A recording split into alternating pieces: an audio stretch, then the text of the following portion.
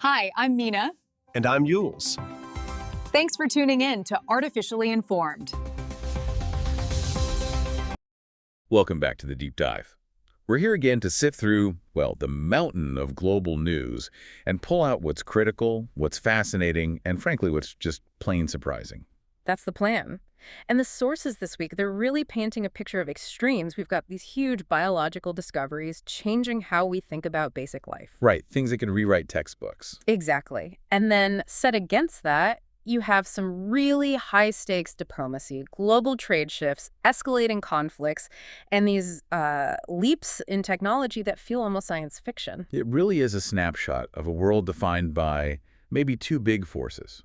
On one hand, this incredible scientific adaptation we're uncovering. And on the other, this growing geopolitical fragility. We've synthesized everything from, how brain cells actually work to these universal laws governing life on Earth. All the way to the ASEAN Summit happening over in Southeast Asia, in Malaysia, and these really tense trade talks involving the U.S., China, Canada. It's a lot to cover. Our mission today is to give you that comprehensive picture. And we're going to jump right in with maybe the most startling contrast we found.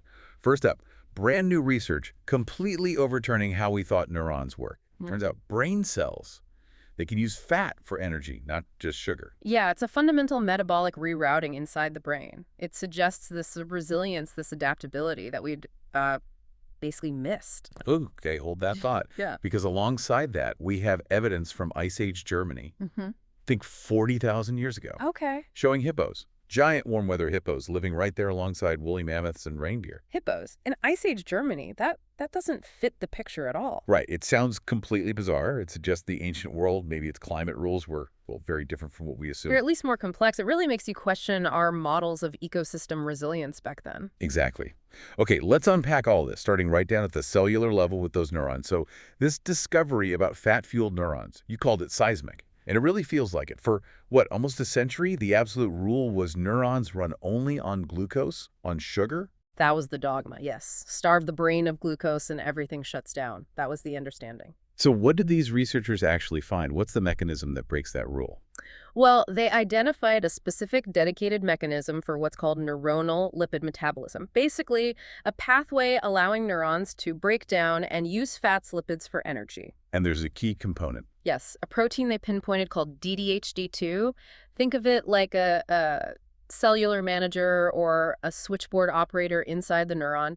It's essential for breaking down these fats into usable energy. Okay, but if this fat-burning pathway exists, why didn't we know about it? Why the focus purely on glucose for so long? It seems largely because glucose is the brain's preferred fuel. It's fast-acting, readily available under normal circumstances. This lipid pathway, it seems to be more like maybe a backup system, or for critical maintenance. So how did they figure this out? They were studying a specific, quite rare neurodegenerative condition. It's called hereditary spastic paraplegia 54, or HSP 54. It causes pretty severe nerve damage. And what was going wrong in the cells of patients with HSP 54? They found that this key protein, DDHD2, was either faulty or just wasn't there in sufficient amounts. So without DDHD2 working properly, the neurons couldn't tap into those fat reserves for energy. Ah, so they were essentially starving, even if glucose was around. Exactly. It wasn't necessarily a fuel shortage overall. It was an inability to process this alternative fuel source. The energy crisis was specific to this blocked lipid pathway. Which leads to the really exciting part, the potential application. You have these damaged neurons starving because the DDHD2 isn't working, and just giving them more glucose wouldn't fix that core problem. Right. So the researchers tried something different. They basically bypassed the faulty DDHD2 mechanism. They took damaged neurons in the lab and directly fed them specific types of fatty acids. Ones that could be used immediately without needing that protein. Precisely. They gave the cells fuel they could actually use, and the results were, well, pretty stunning within just 48 hours. 48 hours, that's fast. Incredibly fast. Energy levels in the damaged neurons were restored. And critically, the negative effects, the signs of degeneration, actually started to reverse. Wow.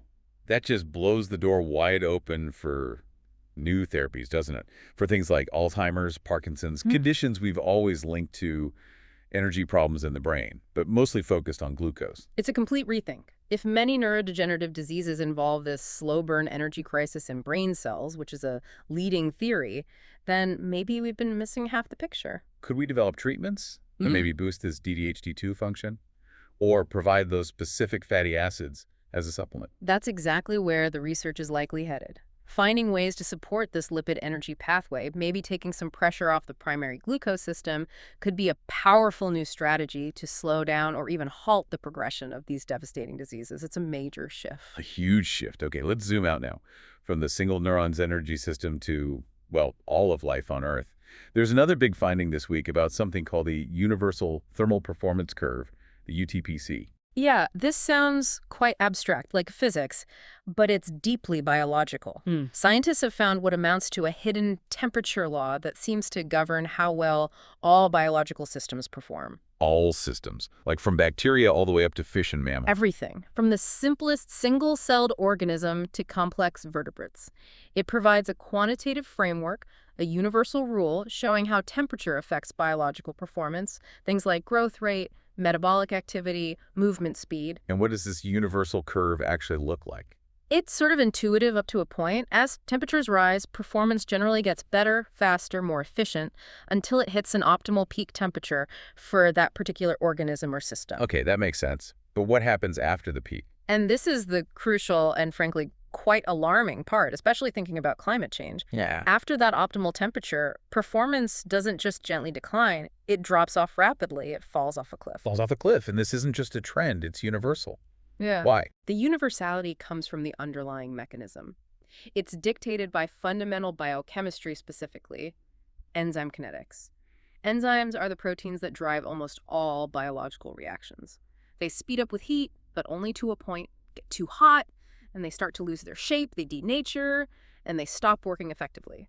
So evolution can't just invent a way around this. There's a hard physical limit imposed by how proteins behave. That seems to be the case. Every species, every biological process is fundamentally constrained by this thermal law. Evolution works within these biochemical limits. It can shift the optimal temperature slightly, but it can't break the basic rule that performance collapses beyond that point. Which has terrifying implications for a warming planet if global warming pushes ecosystems past their evolved optimum temperatures. Then species don't just get a bit sluggish. Their core biological functions crash. Their ability to reproduce, to find food, to evade predators, it all plummets. So this UTPC translates directly into a much higher extinction risk than maybe we previously modeled, because adaptation has a speed limit.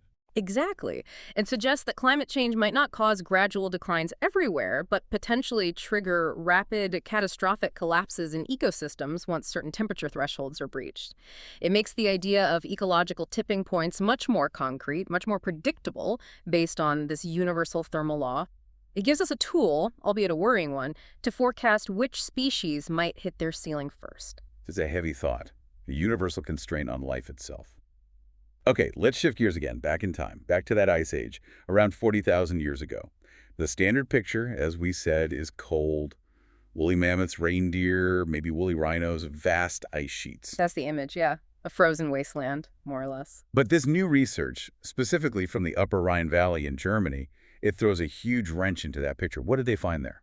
Using really advanced techniques analyzing ancient DNA found in sediments and precise radiocarbon dating, they found unmistakable evidence of hippopotamuses living there during that period. Hippos, the giant, water-loving, typically warm climate animals living in Germany during the Ice Age, alongside woolly mammoths. That's what the evidence points to. It's startling. Hippos need permanent, unfrozen water sources and relatively mild conditions year-round. Finding them that far north during a supposed glacial period is revolutionary. So what does this actually tell us about the Ice Age itself? It wasn't just one long, deep freeze. It forces a major revision of late Pleistocene climate history, especially in Europe. It strongly suggests the Ice Age wasn't monolithic. Instead, it seems to have been punctuated by significant, possibly long-lasting, warmer and wetter periods. They're called interstadials. And these interstadials were warm enough and lasted long enough for hippos to migrate north and establish populations. Apparently so. Warm enough and wet enough to support these huge animals that we associate with Africa today. It implies the European ecosystem back then was far more dynamic and perhaps more resilient to climate swings than we often give it credit for. So you could have had periods where mammoths and reindeer dominated, and then periods where hippos and other warmer adapted species could thrive in the same region. That seems plausible. It paints a picture of much greater ecological complexity and perhaps more abrupt climate shifts than our older models assumed.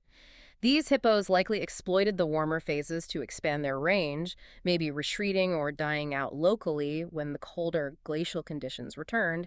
It definitely challenges the idea of a slow, steady, ice age climate. Okay, let's pivot from ancient climate complexity to, well, very modern political and economic complexity. The big focus this week was Kuala Lumpur, the capital of Malaysia, which hosted the 47th ASEAN Summit. Right, ASEAN, the Association of Southeast Asian Nations. And this wasn't just a regional meeting. You had nearly 24 world leaders there, including U.S. President Donald Trump. And ASEAN itself is a huge player on the world stage, isn't it? Economically speaking. Absolutely massive. It's 10 member nations, soon to be 11, with a combined GDP somewhere around 3.9 trillion US dollars. It's a critical hub for manufacturing, supply chains, digital economy. What happens at ASEAN matters globally. And you mentioned 11 members. The summit kicked off with a pretty historic expansion. Yes, East Timor officially joined as the 11th member. Their prime minister, Zana Gusmao, described it as a dream realized, but it's not just symbolic for them. No, East Timor is one of Asia's youngest countries, and it faces significant economic challenges, right? Something like 42% poverty. Exactly. Their economy is heavily, almost entirely reliant on oil and gas reserves in the Timor Sea, and those are running out.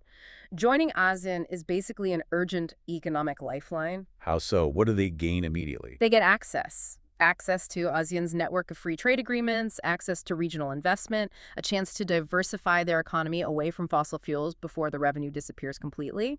It's about survival and integration into the wider regional economy. But doesn't adding a new member, especially one with significant internal challenges, potentially complicate how ASEAN operates? There's this thing called the ASEAN Way. Ah, yes, the ASEAN Way. It's their core operating principle, based on consensus decision-making and, crucially, strict non-interference in the internal affairs of member states. Which sounds nice and diplomatic, but doesn't work in a crisis. Well, that's the big criticism. It promotes harmony, but it often paralyzes the group when it comes to tackling tough internal issues. The ongoing civil war in Myanmar, another member state, is a prime example. ASEAN has struggled to respond effectively because of that non-interference principle. So adding East Timor, while positive for them, might add another voice to that consensus model, potentially slowing things down even more.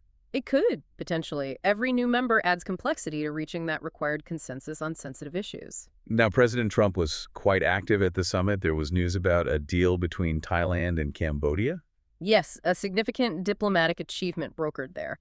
Trump oversaw the signing of what was called a historic ceasefire agreement between Thailand and Cambodia. They had long-standing border disputes, haven't they? Sometimes violent. For decades, these tensions often flared up, leading to skirmishes and displacement. This deal included concrete steps, withdrawal of heavy weapons from disputed border areas, and importantly, the release of 18 Cambodian soldiers who had been detained by Thailand. And this was seen as a major success. Very much so, especially by Cambodia. Prime Minister Hun Manet publicly praised Trump's role and even went so far as to nominate him for the Nobel Peace Prize for mediating the deal. Interesting. Meanwhile, on the economic front, there were also talks happening between the U.S. and China in Kuala Lumpur. Any progress there? Yes, a potentially significant framework deal was announced by the U.S. Treasury Secretary, Scott Bessent. It focused on two really key and often contentious areas: rare earth minerals and soybeans. Rare earth vital for tech, right? And China dominates production. Absolutely critical for everything from smartphones to electric vehicles to advanced defense systems. China had been planning new licensing rules that could have severely restricted exports. So what did the deal achieve? China agreed to delay implementing those potentially crippling licensing rules for a full year. That provides significant breathing room for global tech supply chains that rely heavily on Chinese rare earths. And in return, what of the soybeans? China committed to substantially increasing its purchases of U.S. soybeans. That's a direct benefit to American farmers and a way to ease some of the trade friction, potentially lowering the temperature ahead of any future meeting between President Trump and President Xi. So a bit of a thaw there. Diplomacy working, trade tensions easing, but then almost immediately, things flared up dramatically between the U.S. and Canada. Yeah, it was quite a jarring contrast. Just as things seemed to stabilize a bit with China, President Trump announced a sudden 10% increase in tariffs on Canadian goods. A 10% hike on a major trading partner and ally. What was the reason given? Was it about lumber or dairy or... No, this is what was so extraordinary. The stated reason wasn't a specific trade dispute over goods. It was explicitly tied to an advertisement. An ad. Yes, an anti-tariff ad that ran in the province of Ontario, Canada. It was funded by the Reagan Foundation and was critical of President Trump's tariff policies. He publicly called the ad a hostile act and fraudulent. So tariffs imposed not over trade balances, but over a political critique in an ad run by a foundation in another country. Precisely. It directly links U.S. trade policy, a powerful economic weapon, to perceived political slights and domestic political narratives. It's a trade action triggered by hurt feelings over an advertisement. That seems incredibly volatile. What does that mean for international trade if policy can swing based on something like that? It introduces a huge amount of uncertainty and risk. Businesses rely on some level of predictability in trade rules, usually based on economic factors. If tariffs can be slapped on or increased because of a political ad, how can companies plan? It makes trade policy feel like an extension of political campaigning, even potentially damaging relationships with close allies like Canada. And how did Canada respond? Specifically Ontario, where the ad ran. The Premier of Ontario, Doug Ford, reacted very quickly. He agreed to pause the ad campaign, essentially a political concession to try and de-escalate the situation and get trade negotiations back on track. That rapid backtrack really highlights the leverage that tariffs provide when used as a political tool, doesn't it? It absolutely does. It sends a message that even close allies might have to tread very carefully around political sensitivities if they want to avoid economic repercussions. Domestic politics driving international economic conflict. Okay, from economic pressure to the potential for military action, the sources also pointed towards Venezuela as an escalating flashpoint. What's happening there? There are reports that President Trump is actively considering military options against Venezuela. Specifically, potential strikes targeting alleged cocaine facilities within the country. Strikes framed as a counter-narcotics effort. Publicly, yes. The rationale presented is about disrupting drug trafficking networks that allegedly operate with impunity under the Maduro regime. However, it's widely seen within policy circles as having a dual purpose. Which is? To significantly increase pressure on President Nicolas Maduro, aiming ultimately for regime change. It's using counter-narcotics as a potential justification for military action with broader geopolitical goals. And Maduro's reaction? Furious denial. He denies any state connection to drug trafficking, accused the U.S. of essentially fabricating a pretext for war, and pointed directly to the recent deployment of the USS Gerald R. Ford aircraft carrier near Venezuelan waters as a clear sign of U.S. aggression and intent. Deploying a carrier strike group is a major signal. So the situation is quite tense. Extremely tense. Any potential U.S. strikes, even if limited and framed as counter-narcotics, would be a direct military intervention in a sovereign country. The risk of miscalculation or escalation spilling over regionally is very real. It's a high-stakes situation tangled up in drug policy, regime change objectives, and military posturing. All right, let's pull back from that pension and dive into some really cutting-edge, almost bizarre technology. Biocomputing, using fungi. Yeah, this is where it gets genuinely fascinating. Researchers are experimenting with creating organic memory devices using, of all things, common shiitake mushrooms. Mushrooms? How does that even work? Are they like growing circuits? Sort of. They're harnessing the natural electrochemical properties of the fungi. These mushroom-based components can apparently mimic some functions of neurons, switching electrical states thousands of times per second, essentially acting like a biological memory component. So instead of silicon chips, we could have mushroom chips. Yeah. How far off is this? It's still very much in the research phase, early days, but the potential implications are huge. Think about sustainability. Fungi are biodegradable, abundant, low cost compared to the incredibly energy-intensive processes needed to fabricate silicon chips. Right, the environmental footprint of tech hardware is enormous. Exactly. This points towards a possible future of green computing, drastically reducing electronic waste. It's exploiting natural processes rather than relying on complex, resource-heavy manufacturing. A very different paradigm. And speaking of energy efficiency, but maybe closer to reality, China unveiled a new AI server system, the BIE-1. Yes, the BI Explorer, or BIE-1. And the description is pretty remarkable. They're calling it a mini-fridge-sized AI server. Okay, size is one thing, but what about performance and power? That's the key claim. They say it uses up to 90% less power than traditional supercomputers doing similar AI tasks. 90% less power. That's incredible. How much compute power are we talking about in this mini fridge? It packs a significant punch. 11,152 CPU cores and nearly 5 terabytes of memory. To put that power saving in context, conventional supercomputers often need entire dedicated rooms, massive cooling systems, and draw megawatts of power. This is designed to be much more localized. So bringing supercomputing level AI power down to the office or even home level, what kind of applications are they envisioning? Exactly that. Things like personalized AI tutors for education, sophisticated health monitoring systems running locally, faster data processing for businesses without relying solely on distant cloud data centers. By slashing the size and, crucially, the energy cost, they're aiming to make high-end AI much more accessible and widespread. Very interesting. Okay, shifting from hardware innovation to digital security, there was a significant international agreement signed this week regarding cybercrime. Yes, a major step. 65 nations met in Hanoi, Vietnam, and signed the new UN Convention Against Cybercrime. Why is this treaty so important now? Cybercrime feels like it's been a problem for ages. It has, but it's escalating dramatically. Projections estimate the global cost could hit something like $10.5 trillion annually by next year. A big part of the problem has been the lack of a unified legal framework for international cooperation. Making it hard to prosecute criminals who operate across borders. Precisely. This treaty aims to fix that by creating common definitions of cybercrimes and, importantly, streamlining the process for countries to share electronic evidence needed for investigations and prosecutions.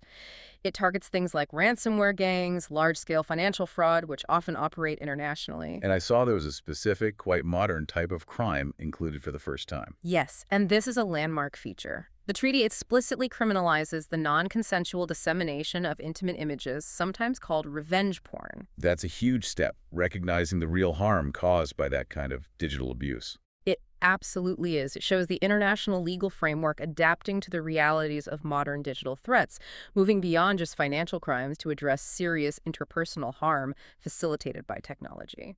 Now, staying in the digital realm, but on the competitive side, we're seeing a push from OpenAI, the creators of ChatGPT, to challenge Google's dominance in web browsing. That's right. They're integrating browser functionality more deeply into ChatGPT, essentially offering an AI-powered alternative to something like Google Chrome. How are they hoping to compete? What's the AI advantage? The bet is that features like smarter searching capabilities, automatic content summaries, integrated writing, and productivity tools, all powered by the AI, will be compelling enough for people to switch. But there's a catch, right? Isn't ChatGPT largely subscription-based now? That's the big hurdle. Google Chrome is free and familiar. OpenAI needs to convince users that the enhanced AI features are worth paying a subscription fee for. It's a direct challenge to the free, ad-supported model that dominates web browsing currently. Success really hinges on that willingness to pay. Okay, from the complexities of digital crime and competition to something much more physical and audacious. The jewel heist at the Louvre Museum in Paris. Just astonishing. A daylight robbery. Incredibly bold. 4 thieves, apparently very well organized, managed to pull off the heist in about 4 minutes. 4 minutes in the Louvre. What do they get? 8 extremely valuable jewels. The centerpiece was a spectacular emerald and diamond necklace that once belonged to Empress Marie-Louise, Napoleon Bonaparte's wife. The total estimated value is around $102 million US. Wow. Napoleon's wife's necklace. That's history stolen right there. Did they catch anyone? French police moved quickly and arrested 2 suspects fairly soon after, one of them nabbed at Charles de Gaulle Airport trying to leave the country. But the analysis afterwards raised some really worrying points about museum security. What's the concern? You'd think the Louvre would be like Fort Knox. Paradoxically, some security experts are now saying that major museums like the Louvre might actually be softer targets than, say, high-end jewelry stores. How could that be? Jewelry stores are built around securing small, high-value items, think vaults, specialized alarm systems, very tight access control. Museums, on the other hand, prioritize public access and displaying artifacts openly. That inherent need for visibility and accessibility can create security vulnerabilities that sophisticated organized criminal gangs are learning to exploit. The focus is different. So the very mission of the museum, public access, creates an inherent security risk. That seems to be the uncomfortable conclusion. There's a tension between showcasing treasures and locking them down completely. And this idea of organized crime isn't just limited to spectacular heists.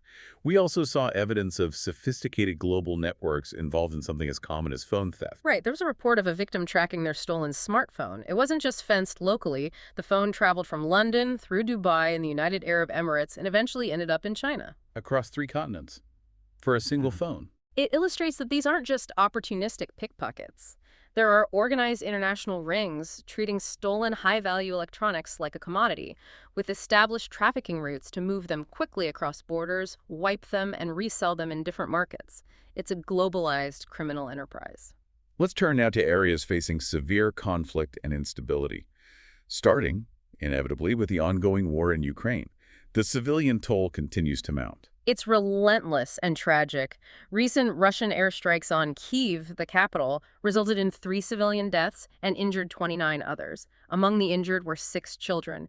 It underscores the devastating impact this war continues to have on ordinary people. Just horrific. But amidst that darkness, there are these moments of incredible bravery.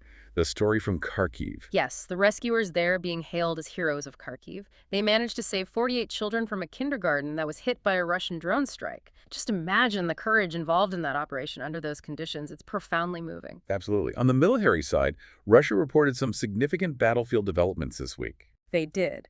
According to reports presented to President Putin, Russian forces claim to have encircled a large contingent of Ukrainian troops, estimating around 10,000 soldiers near the towns of Kupiansk and Krasnoyarsk in the east.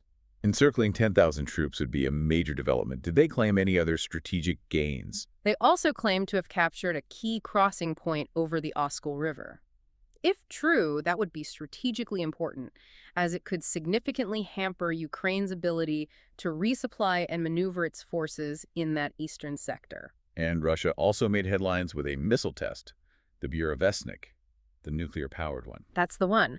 They announced a successful test firing of this Burevestnik missile. It's a weapon that's generated a lot of international attention and concern. Why is it so controversial? What are the claims? Russia claims it has a virtually unlimited range because it's powered by a small nuclear reactor on board. They also claim it can evade existing missile defense systems because it doesn't follow a predictable ballistic arc like traditional missiles. It's more like a cruise missile. Unlimited range and stealthy. Sounds formidable. Did they provide details? The chief of the General Staff, Valery Gerasimov, stated the test missile flew over 14,000 kilometers. However, Western defense analysts remain quite skeptical about several aspects. Skeptical about what? The range, the nuclear power. Primarily about the technical feasibility, reliability, and safety of actually operating a nuclear reactor on a cruise missile. There were reports of serious accidents during earlier development attempts. Also, while the claimed evasion capabilities sound advanced, there are questions about how practical and reliable they truly are in an operational scenario. So it might be more of a political statement, a deterrent showcase, than a truly deployable weapon system at this point. That's certainly how many Western analysts interpret it. It's a signal of Russia's advanced military technology ambitions aimed at NATO, but its real-world operational status is still considered highly uncertain outside of Moscow. Meanwhile, on the other side, there are signals of potential deeper Western involvement. France is apparently preparing troops for Ukraine. Yes, reports indicate France is making preparations to potentially send troops to Ukraine sometime next year. This is being framed officially in the context of an upcoming military exercise called Orion 26, which is designed to improve coordination and interoperability within NATO. But sending troops, even framed as part of an exercise or security guarantee, feels like a significant step up. It absolutely is. It could signal a shift in how some Western allies are thinking about supporting Ukraine long-term, perhaps moving beyond just supplying weapons and training towards a more direct, though likely non-combat initially, military presence if the situation doesn't stabilize. Okay, let's move to another devastating conflict zone. Sudan. There's a truly tragic situation unfolding there, described as a famine paradox. Yes, specifically in the Jebel Mara region of Darfur. This area is known historically as being incredibly fertile, one of Sudan's breadbaskets, capable of producing large amounts of food. But it's experiencing famine. Because the ongoing civil war has completely shattered transportation networks and logistical chains. Roads are blocked, security is non-existent. So tragically, food is literally rotting in the fields in Jebel Mara because it can't be harvested or transported, while millions across Sudan are facing starvation. It's a man-made famine exacerbated by conflict blocking access to potential abundance. Just heartbreaking. And the conflict itself saw a major development this week. A potentially critical one. The Rapid Support Forces, the RSF, which is one of the main factions in the civil war, claim that they have finally seized control of the Sudanese army headquarters in El Fasher. El Fasher is the capital of North Darfur, right? Oh. Major city. Exactly. It's been under siege by the RSF for something like 18 months. If the RSF control is confirmed, capturing the Army HQ, there is a huge military and psychological victory for them, and a devastating blow to the Sudanese armed forces in Darfur. This civil war has already caused immense suffering. Unbelievable suffering. Nearly 12 million people have been displaced since the conflict began about 18 months ago. The fall of El Fasher could be a real turning point in the trajectory of the war, likely leading to even more displacement and humanitarian crisis.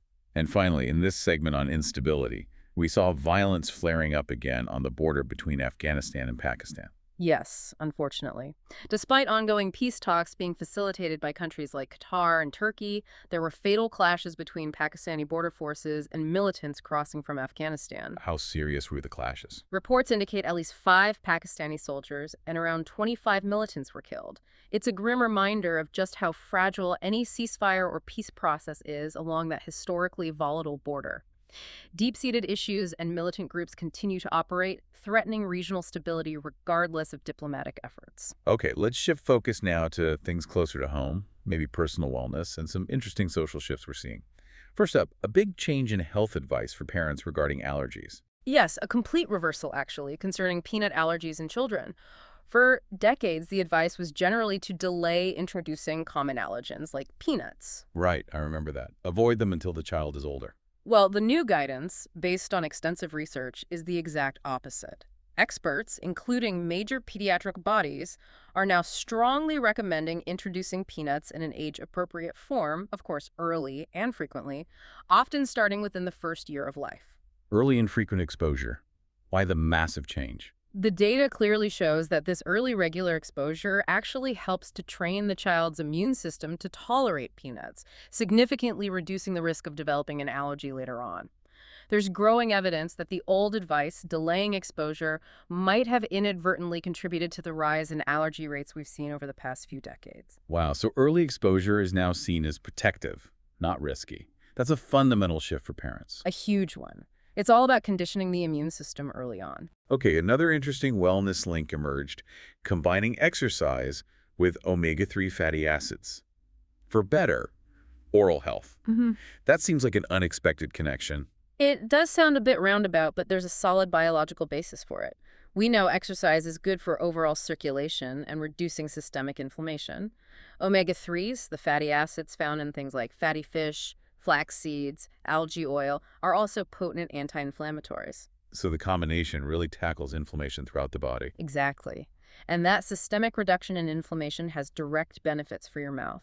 It helps reduce gum inflammation, gingivitis, and there's even evidence it helps strengthen the integrity of the bone structure that supports your teeth. So taking care of your heart and body through exercise and diet literally helps your smile too. It's a great example of how interconnected overall wellness is. Good general health supports good oral health. Now, for something many of us struggle with, sleep. The BBC's twin doctors had some advice that might relieve some pressure.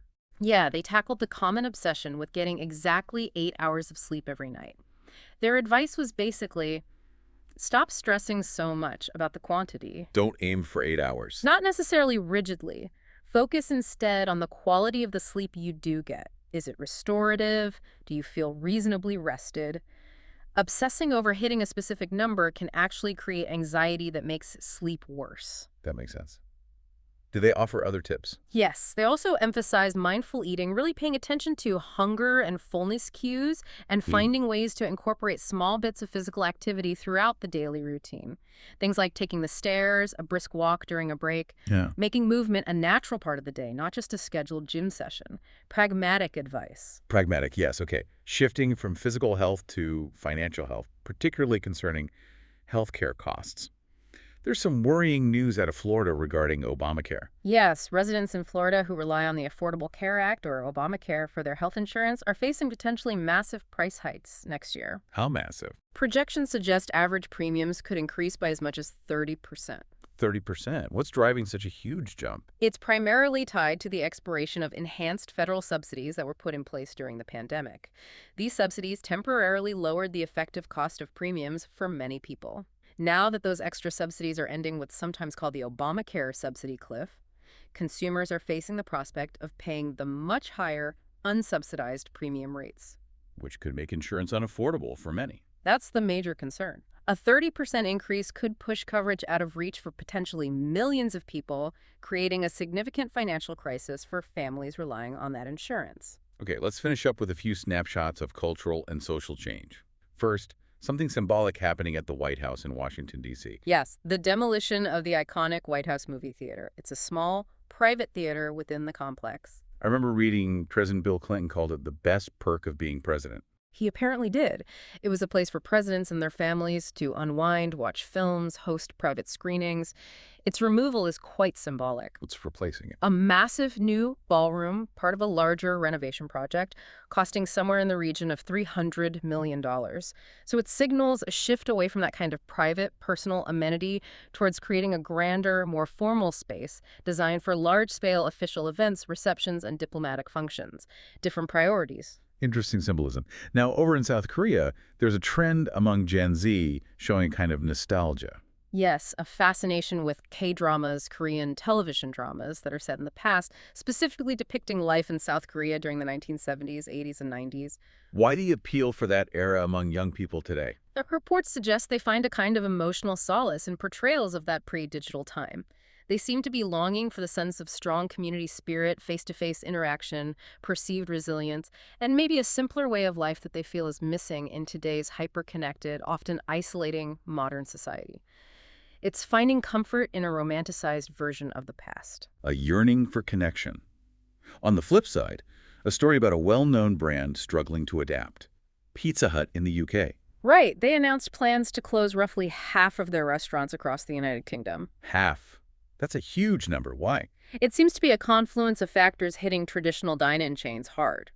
Increased competition from rivals, yes, but also fundamental shifts in consumer behavior. Right. The massive rise of food delivery apps, people preferring to eat at home, especially post-pandemic. The traditional sit-down pizza restaurant model is facing immense pressure.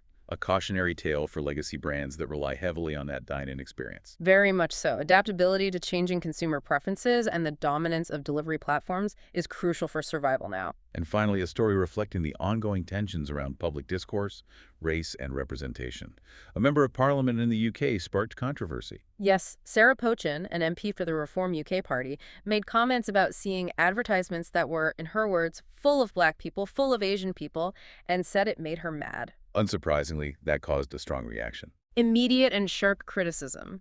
Opponents quickly labeled the comment racist and offensive, highlighting the importance of diversity and inclusion in media representation. She subsequently issued an apology. It really underscores how sensitive and charged discussions around race and media remain, and the level of scrutiny public figures face on these issues. Absolutely. It speaks to the ongoing societal debate about what inclusive representation looks like and the expectation of accountability for politicians' public statements. Hashtag tag outro. Well, that brings us to the end of this deep dive. What a week.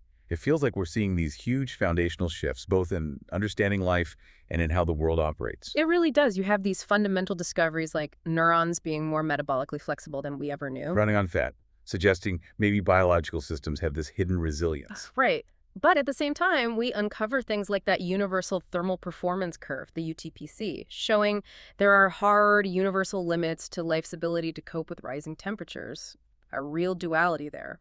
And then, in the geopolitical sphere, we saw diplomacy achieving some real, tangible results. The Thailand-Cambodia ceasefire, that U.S.-China framework on rare earths and soybeans. Fragile steps towards stability. But then, almost in the same breath, you see trade wars escalating between close allies like the U.S. and Canada, triggered by something as minor as a political ad. Incredible volatility. And the military tensions remain incredibly high. Russia testing its nuclear-powered Burevestnik missile, France signaling troop deployments to Ukraine. the risks feel very elevated. So you have this picture, biological systems like the brain revealing unexpected adaptability, finding ways to use alternative resources like lipids via that DDHD2 protein to cope with stress. You have ancient ecosystems proving surprisingly resilient, supporting hippos and mammoths together. While our modern human systems, political, economic, seem defined by friction, fragility, maybe a failure to adapt effectively. Which leads us to that final thought, that provocative question to leave you with. Go for it. If the brain, one of the most complex systems we know, has this built-in resilience, this ability to tap into alternative energy sources via a key protein like BDHD2, does it suggest that our global political and economic systems are underperforming? Are they stuck below their optimal performance curve, perhaps starving themselves? Starving themselves how? By lacking their own version of DDHD2. Lacking that fundamental catalyst, maybe call it consensus, cooperation, trust needed to break down and effectively utilize the vast shared resources, the potential energy of global alliances and collective action that's actually available to them? Are we failing to metabolize cooperation? Waiting for the diplomacy protein to finally activate. That's definitely something to think about. Thank you for diving deep with us today. Always a pleasure. We'll see you next time on The Deep Dive. For enjoying Artificially Informed. Hit subscribe and share it with a friend. From the left, the right, and straight from the algorithm. Thank you. That's it for today's Artificially Informed. Nope. Thanks for spending your time with us. Yeah. Stay sharp, stay curious. See you next time.